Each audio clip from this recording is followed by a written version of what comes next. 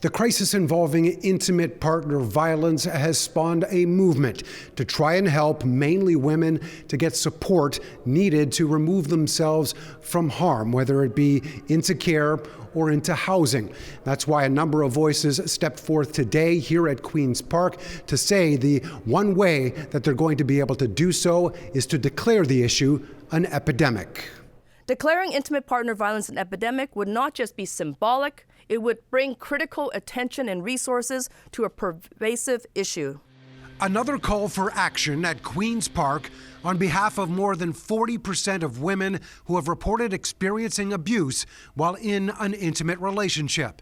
Advocacy groups speaking up along with NDP opposition, trying to push the Ford government to make what they say is the first step towards solving a crisis. Seeking the unanimous consent of the House to declare intimate partner violence an epidemic in Ontario.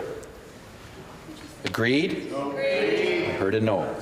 The opposition's efforts were struck down, replaced instead with a moment of silence and members wearing purple in honor of victims.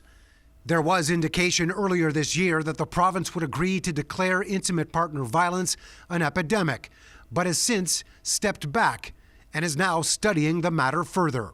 I don't want to rush something like this. I've worked in this sector for 20 years. We know that there are things that we can be doing, and we're government. We need to be thinking upstream. I want to address those root causes. In July of last year, Toronto was one of dozens of municipalities across Ontario to declare the issue an epidemic locally. Premier Ford spoke out Monday saying the province is, quote, 100% behind making sure there's zero violence against women, but stopped short of the declaration. I have 4 daughters, and anyone ever touch my daughters, it'd be the worst day of their lives, and that's for anyone out there. It's unacceptable, and I have zero tolerance for any sort of violence against women or anyone in that fact. What I'm talking about is all those people out there that have nowhere to go right now under this government.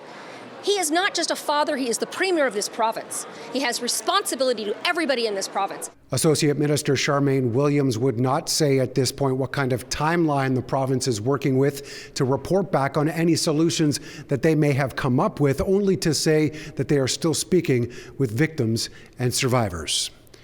Mark McAllister, City News.